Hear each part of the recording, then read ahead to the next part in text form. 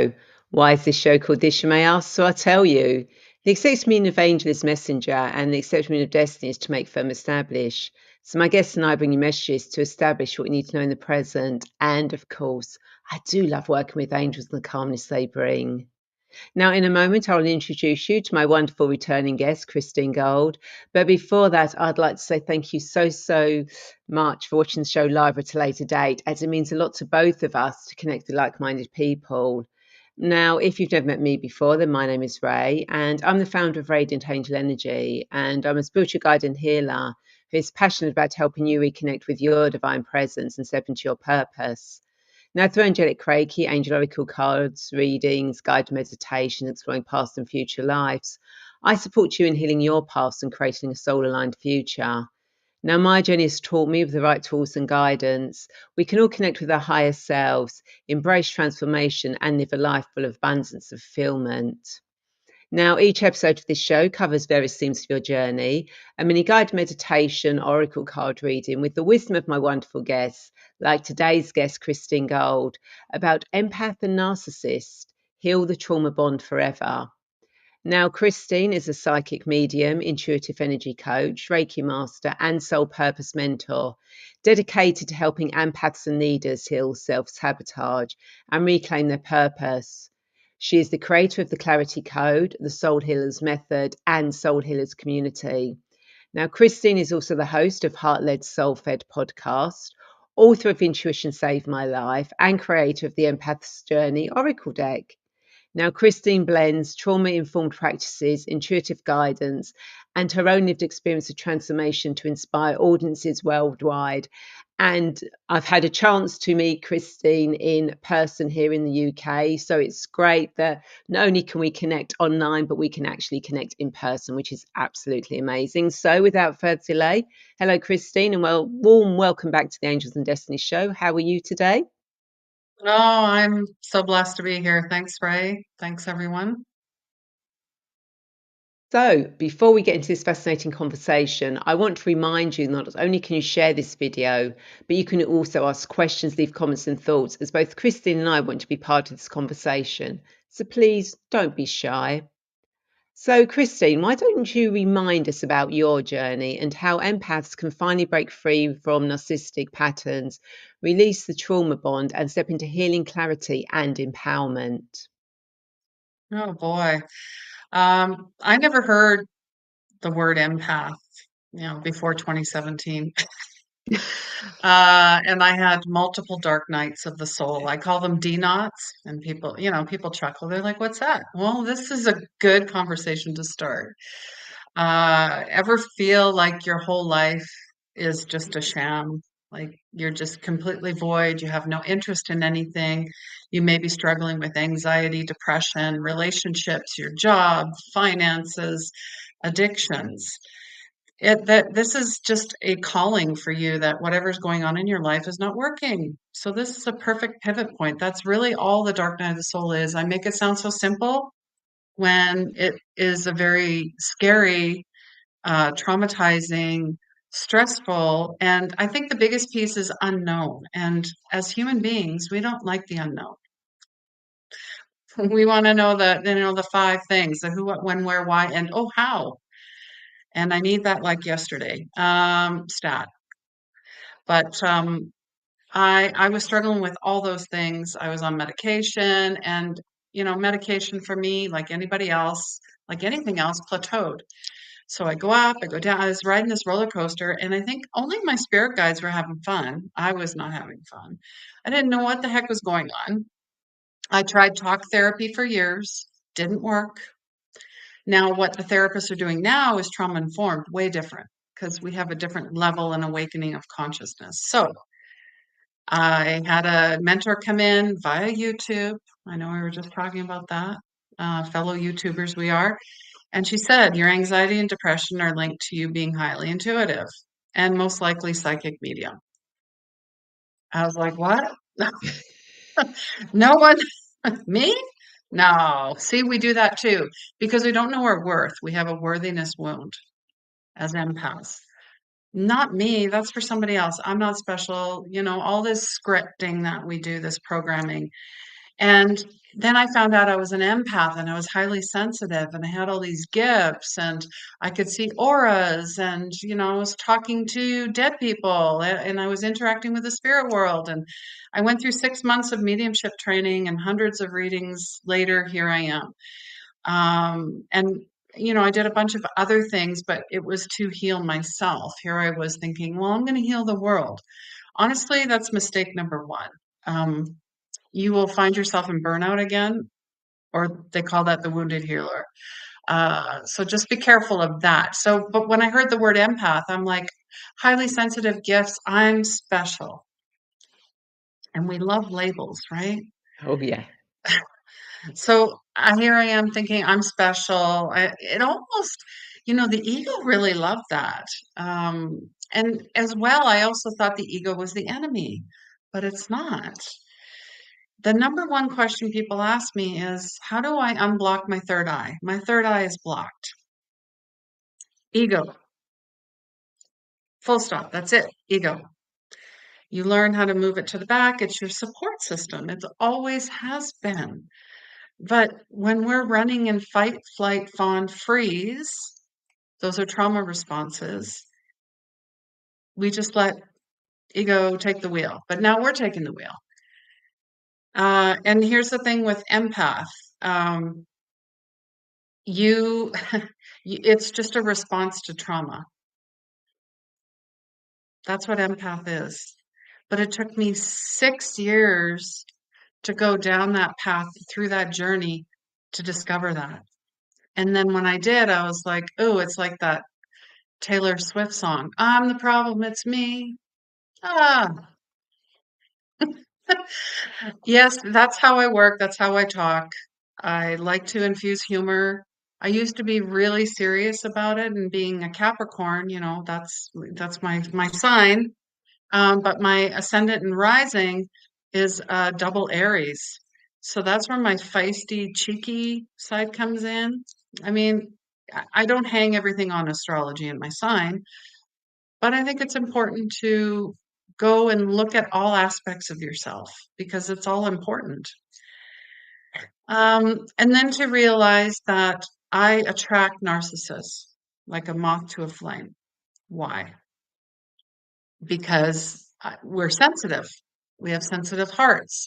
We tend to be people pleasers. We tend to be martyrs. We tend to be perfectionists. We tend to be caregivers. I think that a lot of my clients are former caregivers, meaning they've retired the role of doing everything except for themselves. And I get it. Maybe you're in a sandwich generation where you still have teenagers, but then you're taking care of your parents. That's quite the squeeze. I've been there. It's crazy making times for sure. If you do not have spiritual practices, if you do not have sanctuary, if you do not have solace somewhere in your soul to care for yourself, take care of yourself. They always say you cannot pour from an empty cup. When you're on an airplane, who gets the oxygen mask first? We do. Then you help. But why do caregivers do that? Because it's a worthiness wound. They were abandoned at some point in their life, so then they keep abandoning themselves. It's an interesting dynamic. And you don't realize you're doing that until it's pointed out to you. Or you have a mentor or guide that says, well, this is what happened to me. And you're like, you have that epiphany, that aha moment, which is really important because I don't want to tell people what to do. I just want to guide them toward their own answers because we all intuitively have the answers. But we have been trained to look outside for authority. We are our own authority. God actually is the almighty authority. I also deal with a lot of religious wounds, which is another big connection to this empath narcissist dynamic. Now, narcissist and borderline personality disorder, I'm reading another book called Stop Caretaking the Borderline or Narcissist, How to End the Drama and Get On with Your Life. Great title, by the way. by Margalis Fjellstad. I believe she's Norwegian. Anyways, it's very interesting. Borderline personality and narcissists very similar, but they have slight differences. Here's the thing, they're all learned behaviors. So yes, personality. I guess what happens is don't they don't fully function as adults. That's where they just keep repeating what they know. That's the narcissist and the empath as well. And it's almost like a honeymoon phase. I mean, I work with women who have been coming out of domestic violence situations. I myself escaped one as well, like 25 years ago. So I know all about that, the honeymoon phase. Everything's good. It's great. You're taking care of the narcissist needs because they have a lot of needs until you don't. And then you piss them off. And then they get angry. And then that's where this starts, where you start. I guess the biggest thing is you feel crazy, but you're not. It's gaslighting. They gaslight you, they attack you. They're very, I mean, there's different types of narcissists. There's covert. I don't even know how many different segments of narcissism they're going to discover, but here we are. And then they realize that they don't want to be the bad guy, bad person. So then they'll come back and fawn and love bomb you. I mean, I think that's the biggest piece of a narcissist is love bombing.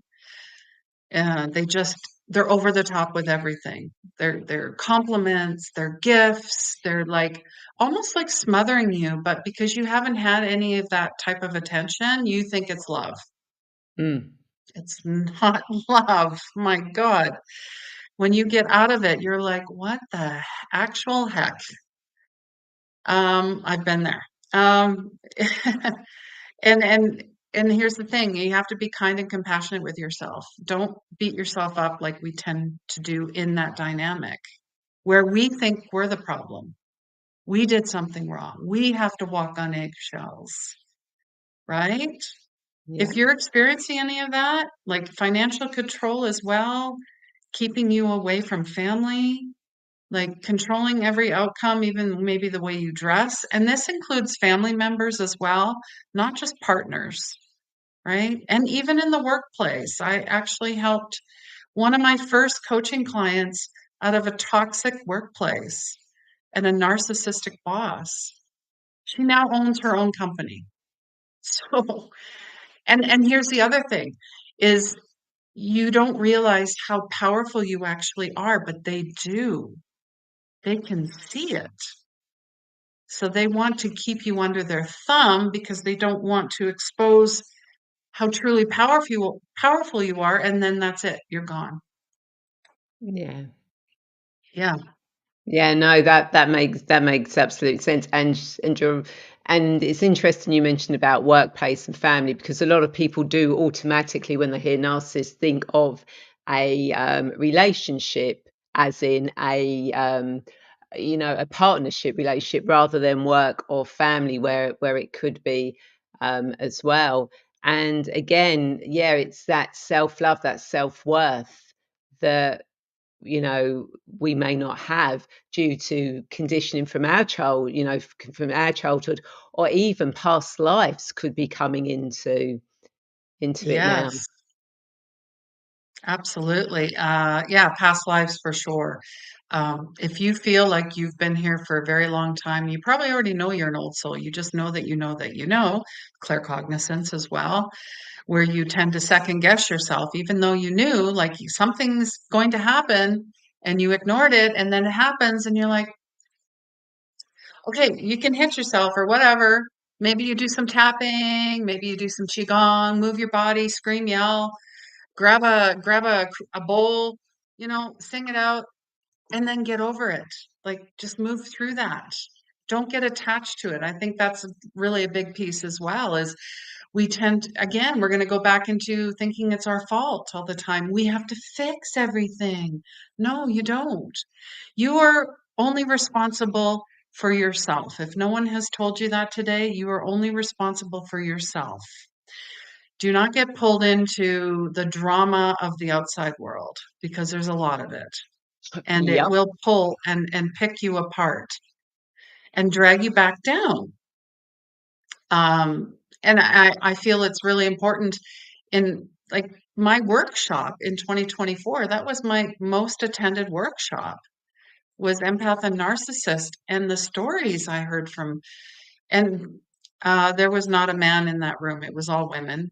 I'm not saying it doesn't happen to men, because it does. It happened Yeah. to my dad. He was married to one.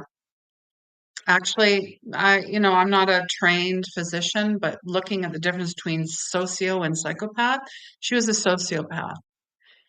They're really good, really charming, really like on the outside of the house. Oh, wow, she's so amazing. Inside the house, no, crazy, awful, rude, mean, abusive, toxic. So when I told people that the empath and the narcissist are the same person, you should have seen the looks I got. I'm surprised I didn't get any hate mail or emails or anything like that. I was waiting for that. Like, how dare you? Because when I heard it, I was like, no. I went into denial. I'm like, no, it's their fault. But actually, it's nobody's fault. This was something learned in childhood. You had parents that were unstable, most likely had an addiction, and I will point to alcohol because I have been sober for 4 years, so I do know all about alcoholism. It ran in the family. And that's part of the past lives, is you're here to break all that, the intergenerational trauma. And that's super powerful. And I will say it's super fun too, because the things that you learn and you learn about boundaries, you learn about having more fun, you learn about taking care of yourself. Because when you do that, the chaos, those things naturally fall away. Because if they don't change and evolve with you, they just fall away. And there will be some grieving. Don't get me wrong. You will grieve what feels comfortable and familiar. But then when you are detached from that, and I will give you 6 months, it takes a while. We all want this. Oh, I want to be healed like yesterday. It doesn't work that way. We are continually evolving and healing and learning. But after 6 months, you will go, wow, and wow, you'll have all these moments, these flashbacks. You're like, why? And then you start getting empowered. And then maybe you get a little bit of angry in there, like anger. These are all great channels to take that and create something with it. Art, whatever it is, sing, dance, paint. Me, I love to travel. That was something that has always been part of my journey since I broke free from narcissistic relationships. And I remember the date, December 1st, 2020, was the last time that was my last romantic relationship. And being on the other side, I'm like, oh yeah, definite narcissist, but more of a low key one. The one, the one that would look good on the outside, but not on the inside. Yeah. Um, yeah. So it again, it started at childhood, and let's just, and you could even be an only child and be one or the other. It doesn't matter, but it tends to happen in multiple sibling families where one child you're both sensitive. Your children are born sensitive. Children are born psychic. Children are just, and animals as well. They have that ability. What happens is society beats us down, and we're not safe to be that anymore, so we shut it down. It happens a lot. So the one child is seeing their parents fighting or drinking or whatever's going on. There's a lot of, and it's not safe either. So I'm going to overcompensate my emotions and be the caretaker. I don't Peacekeeper. I hear that one too. I just want to keep the peace. Forget that. No. When you start speaking your piece, you'll watch things being destroyed and people losing their minds. And the flying monkeys will come out, and we'll talk about those later. So they turn up their emotional dial. I'm so sensitive, so empathic. I feel everything. I take on everybody's stuff. That's my role. I'm playing a role. Whereas the narcissist goes, no, it's all about me. I don't want to go there. I don't want to go there. So I'm just going to shut everything off and just worry about myself. And then there's another component where one is the golden child. I hear this in families too, where this person, golden child, can do no wrong. The mom says, "Oh, Johnny does this. Johnny's so amazing. Johnny gets accolades. Johnny makes all this money. How come you don't? How come you don't? How come that?" I would never do that to my kids, ever. Um, I guess that's a lot of the lessons into parenting you take on is you, whatever happened to you, do the opposite. Like you can change, you can break chains at any time. It's a decision and a choice. Um, and what our kids are growing up in right now, like in regards to the the climate and just a lot of strife, I guess would be the word. Mm. A lot of pain, a lot of there's still a lot of trauma. So in a world that maybe your kids are not feeling safe or you think is not safe, co-create a world that is like your inner world. Um, and that includes the animals too. So, um, Yeah. Yeah, we definitely do need to create that inner world, and it's not sort of like putting blinkers on and like this is just this is just this is this little utopia. It's being aware of what's going on, but not reacting to it, but just yes, going about making the best that you can in your life with the people around you, making it as happy, as joyful, as peaceful as you possibly can without letting the outside influence you. So yeah, so it's not as if you are sort of like creating your own little, no, nobody's going to come in with us. It's just you're aware, yeah, but you're not letting it affect you. yeah. No, and I mean, and the result is, my boys and I, especially my youngest, he's an older soul than I am. Um, and he teaches me so much. Like when we talk, sometimes we have 2-hour conversations. I mean, and they're deep and profound. Uh, and for me, when people say twin flame or soulmate, he is. My son is actually. He is the opposite sign of me. He's a Cancer. So it's a perfect yin yang. Like, let me tell you. And like I said, he knows, but he does really deep dives. Like he kind of reminds me of an AI in a way. Like if you bring up a topic, he will actually challenge you and say, "Well, what do you know about that? Did you hear it from the news, or did you actually look into it?" Oh, okay, yeah, maybe I need to look into that a little bit more. And then he'll come back later and say, "Oh, this is what I found out." I was just like, "Wow, my mind's blown." Yeah. Um, so I really just want to acknowledge the deep pain and confusion that many empaths feel when entangled with narcissists. And I really want to validate your experiences and let you guys know that you're not alone. Um, and the trauma bond it's all about control. It's all about narcissists getting what they want.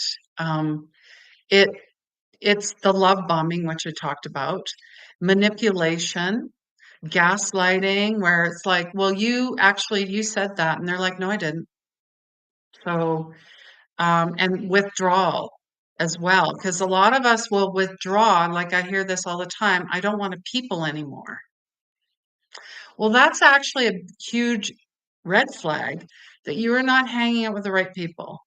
And you are not protecting yourself when you leave the house.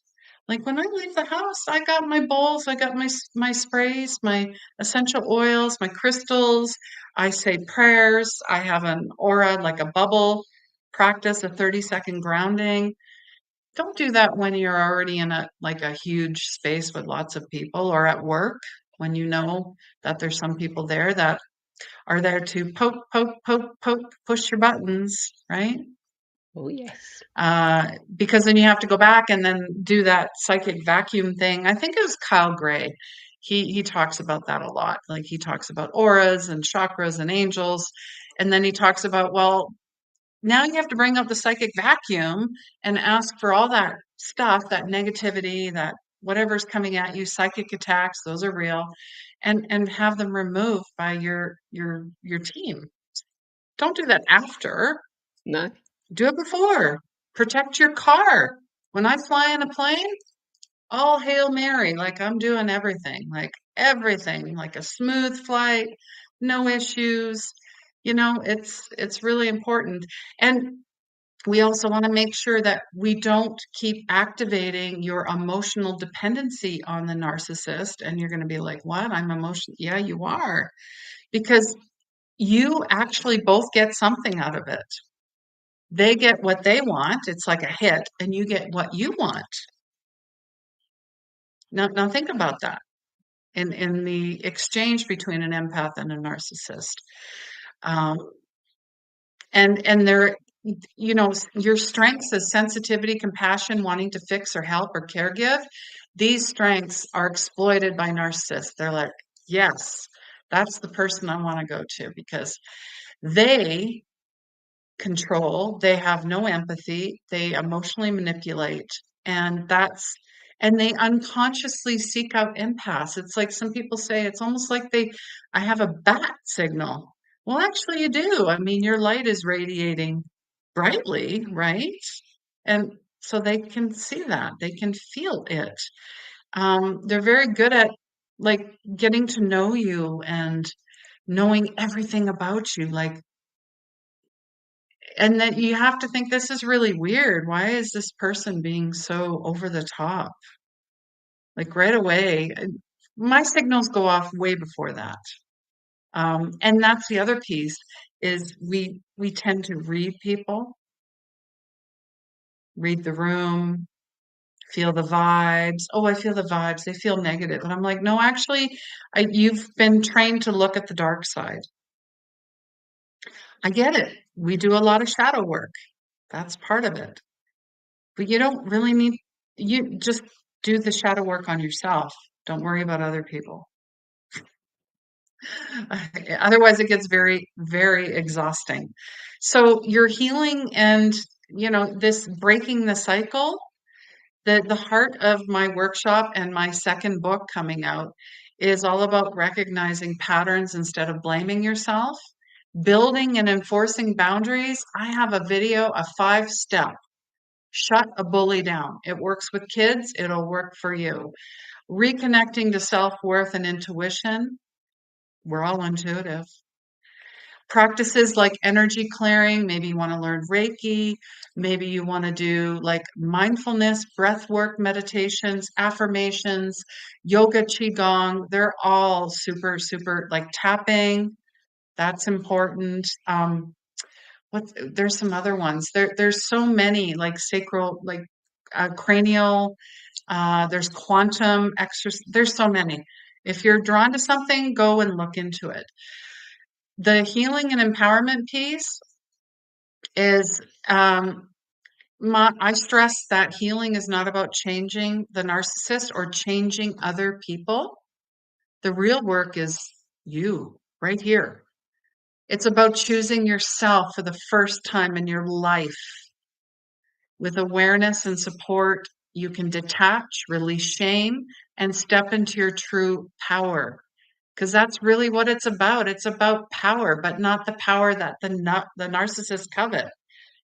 That's a toxic, that's a dark Mm. power. I wouldn't even say it's power.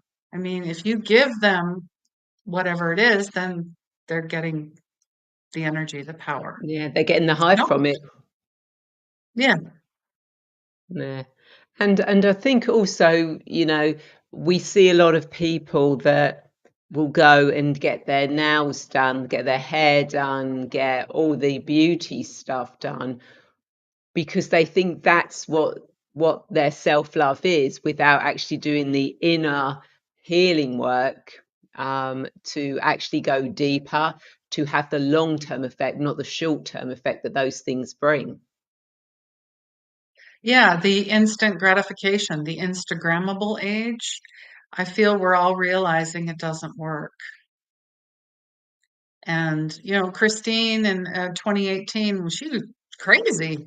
I don't know what she's talking about. Now it's like, oh, actually, I think I might try that. Or, yeah, I know what you mean now. I'm on the other side of it. But here's the thing, people have to be at your level of consciousness in order for them to hear you. So get off your soapbox. I know I was on mine for a while. It doesn't work. It doesn't work. And it's exhausting. So you'll just attract the people that want to learn and want to be guided. And it's not some sham or scam or cult, because there's a lot of distrust Yes. in the healing community as well. In fact, I worked on a customer pain point research, just going over what are people's pain points right now, what is going on. Um, and there is a lot of skepticism out there in regards to mediumship or psychic, especially because people have had bad experiences, or maybe they had a narcissistic teacher. I've heard that one too. Or they placed a curse on me. And I'm like, there's no such thing unless you give them power. And then I have people that say, I don't think every medium is purposely trying to scam people, but everything seems so generic. Like, I think people have been getting generic experiences, and now they want details. They want evidential. I get that piece. And every medium or psychic, intuitive, they work differently, and they have different readings, different sessions, different way of doing things. So you might get a little bit out of me, get a little bit out of Ray, get a little bit out of someone else. So I feel that we have sensationalized the work that we do through Hollywood, first and foremost. And that they only cut the shorts, like the pieces Yes. that are like, oh wow, oh my God, stuff like that. So now we expect, oh yeah, oh my God, mind blown. Like, even when I'm teaching people mediumship and intuition development, they expect to have these otherworldly experiences, visions and such. Just like, that's your ego. That is not real. And science has kind of ruined it a little bit, and religion. So here we are. Here we are. And yeah, I even had a friend of mine say, well, oh, more of an acquaintance, maybe even a frenemy. You got to watch out for that. Where they'll be like, "You're a coach now?" "Oh, everybody's a coach." I'm like, "Wow, I see you. You're right. Everyone can be a coach as long as you're coachable." I mean, I think if you want to do the work, because it is work. Yes. Um, and and here's the thing with the empath, you have to be on the other side of it, where you're like, you know what? I definitely have to do work on myself to get out of this. But if you're still in like those people, it's their fault. It always you go into that victim or you're a survivor. Yeah, I want to talk about the 3 stages, because that's part of the work that I do as well. You are a victim. Something really bad happened to you. And there's a lot of that. Then you move into survivor. Well, you can choose at that point to stay there, or you can move to thriver. And that's what I want people to do. Move up, heal yourself, find the reason why you're here, your purpose, your joy. Don't experience it through other people. Or I also want to say this, because I've been doing a lot of career readings lately on your job. You're not here to just pay bills and die. I hear that a lot too. It's quite heartbreaking to hear that you're just quite complacent, or you just don't believe, or that's just the way it is. Or that one too. That one's scary, where it's just the way I it know. is.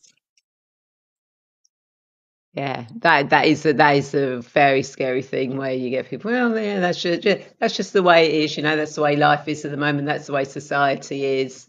It's like, yes, And I'm but you like, you no. you can make the changes. But a lot of people don't because they're afraid of their Yeah, greatness. They're afraid of losing their friends or family or whatever status they had or their comfort. Oh, I don't want to be uncomfortable. They just want to be comfortable. Okay. So did the frog in the pot of water.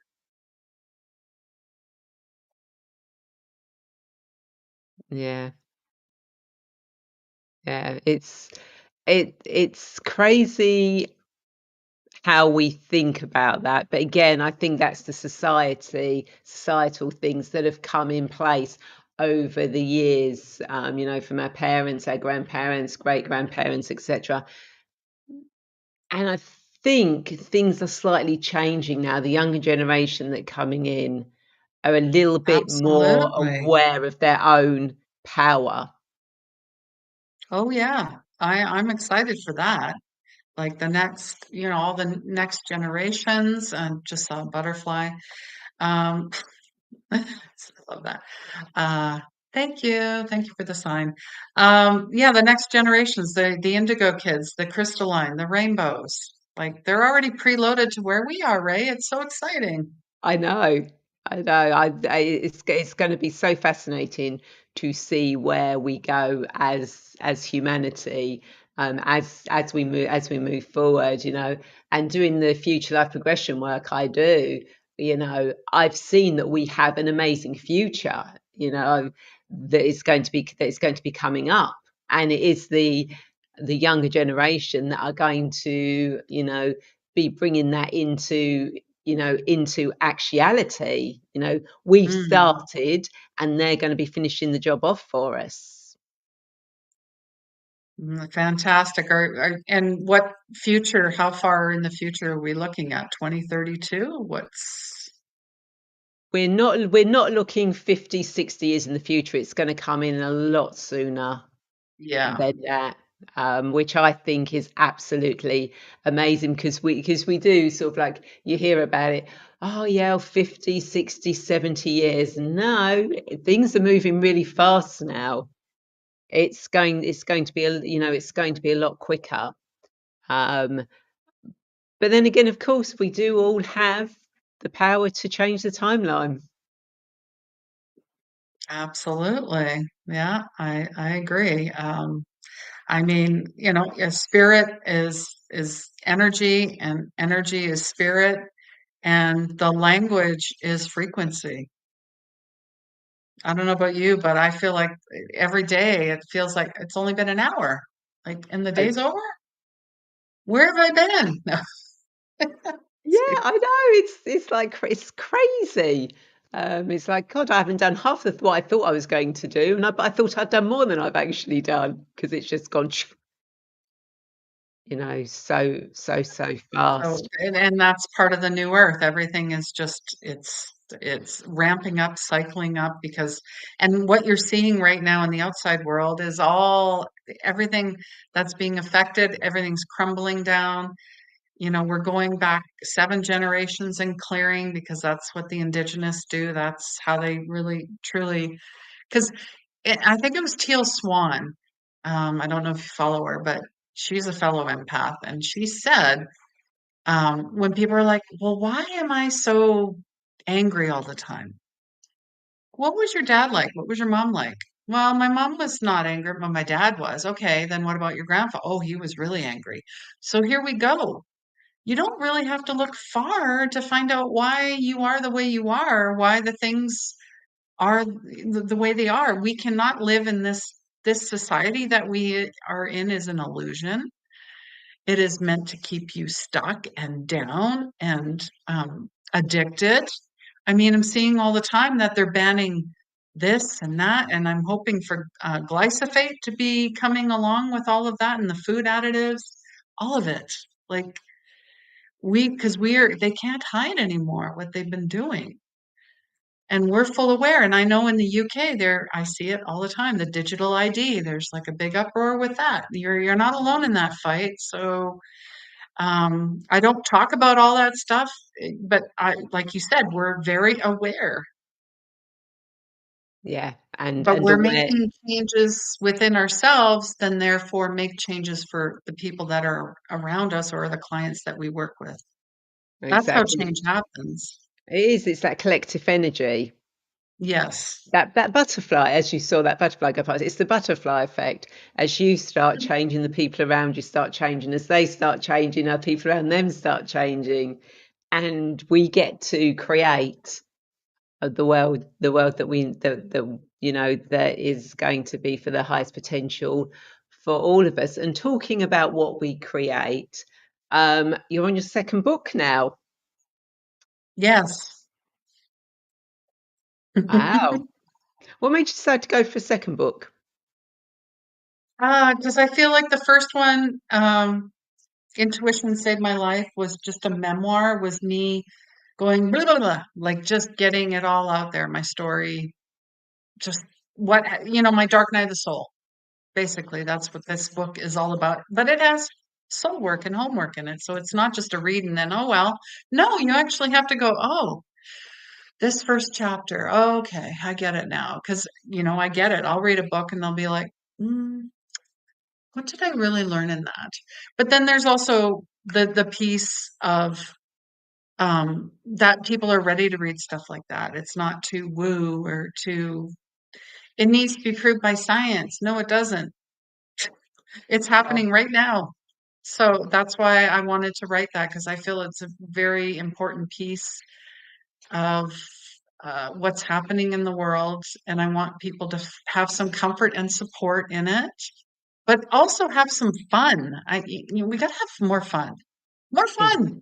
I mean, ex- I'm coming on to 52, age 52, and I'm like, you know what? Damn, I'm going to go do something I've never done before. Um, I go to concerts all the time. Play in the mud, like, making pottery, like just do things that someone told you you couldn't do or is dumb or whatever. Go do it. Say, you know Mhm. what? Watch this. Exactly. I'm going to go have fun. And another fun thing is that, as you know, I do guided meditations and I you pull angel oracle cards. And each week I like to ask my guests whether they would like me to do a mini guided meditation and pull an oracle card. But I know that Christine has her own oracle deck and she's just been playing with them there. So we're going to get Christine to do a card and then I'm going to do a card afterwards because we're going to have some fun. Perfect. Yes, yes. It's the empath journey. Go figure. That's what I called it. 44 cards, go figure. That is my favorite number. And if you reduce this episode down, it reduces to 4. So if you love numbers and numerology like I do, I love it. Anyways, so we're going to see what is coming forward here today for everybody. Oh, we got the beautiful hummingbird, Wow. 38. Yeah, eternal afterlife. Now, hummingbird is also part of the shamanic wheel. So you've got hummingbird, you got condor, you got snake, you got jaguar. Well, hummingbirds, they fly a real long distance without rest. And they're the only birds that can fly backwards, like in all directions. So they're pretty adaptable, pivotable.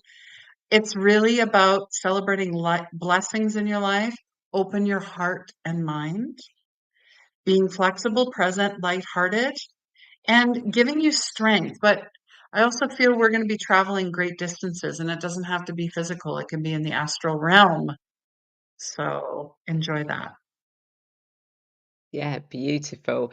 And the card that came out, which I absolutely love because it ties in what we've talking about and a little bit with your card. Fellow travelers, support is all around you, and we have a beautiful peacock. Oh, I love that. Look at all the colors. I So know. we've got birds and we've got colors and we got support and traveling. Hmm. Yeah. And you can't really make these things up, Nope. so everyone that's watching, know that there is support for you. There are fellow travelers out there, and whatever journeys you take, you have got that support. And it does, even if it's not physical people, you've got the spiritual realms with you. Oh yeah. I mean, I can't tell you how many times I've been somewhere, like in the middle of Mindo Cloud Forest. I going on this hike by myself, which probably wasn't the best idea. Snakes and everything else. And I thought, oh my gosh, I feel like I'm getting lost. And it was getting treacherous and slippery, and it's very humid. You take 10 showers a day. I mean, it's very hot there. And then, I heard some birds, and then I was seeing some birds, but actually the birds were kind of showing me you need to take the right and not the left. And I found my way back. Or I'm like, how am I going to pay for this trip? It was paid. Money just appeared in my bank account. You know, I got the right airplane or the right flight, or I met the right people, like all these angels that are placed in our path along the way. The more you recognize that, the more you see it. You may not believe it, but you can thank it and ask for more. The more will show up. Absolutely. So, Christine, do you have any other insights or thoughts or last words of wisdom to leave our viewers? Um, Wisdom. If you wonder if you're a narcissist would never ask that question. So you know you're not, because I'll have people thinking that they're so crazy, like entangled in this. They think that maybe they're a narcissist. I mean, we all have traits, but a narcissist would never ask that question. So that's what I want to impart to people. And that's a brilliant one. So I hope everyone you've enjoyed this conversation and found it insightful, because I know I definitely have. So if people want to connect with you, Christine, how do they do that? And do you have anything coming up at the moment and any free offers, gifts to share? Easy. My website's christine.gold, and that's where all my social media is at as well. I have a couple like free gifts. I have a my first chapter of my first book. I have a 5-step soul healing process, like a guide. If you're really struggling with healing in your soul, as a gift. And then I've got like Dark Night of the Soul workshop coming up, and I've got animal communication. And I also have my Soul Healers mentorship coming up at the end of October, so people can still sign up for that. Cool. And I will put links to those in the comments. And are they in person, online? It's a mix. I'm doing the Empath and Narcissist workshop will be in person, but the other two are virtual. Beautiful. So I'll definitely put those links in the comments. So again, thank you so much, Christine, for coming back on the show and sharing your wisdom. It's a pleasure as always to have you on the show.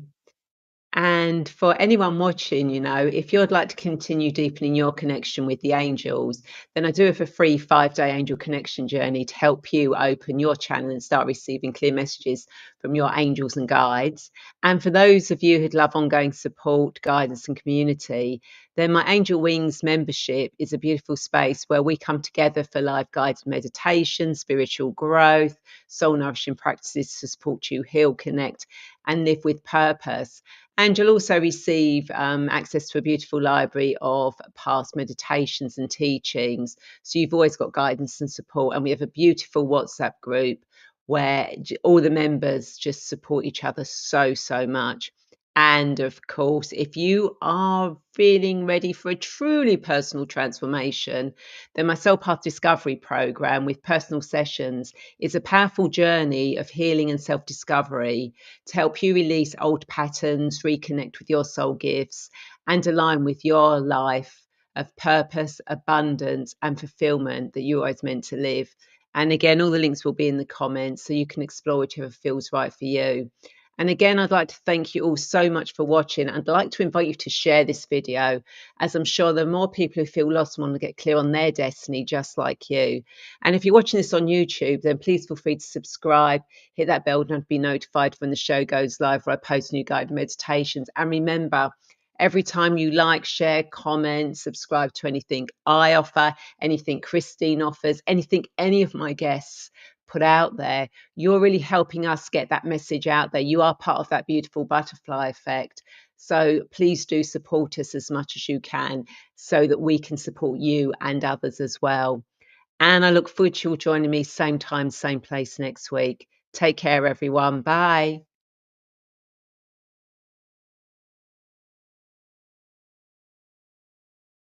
And that's a wrap.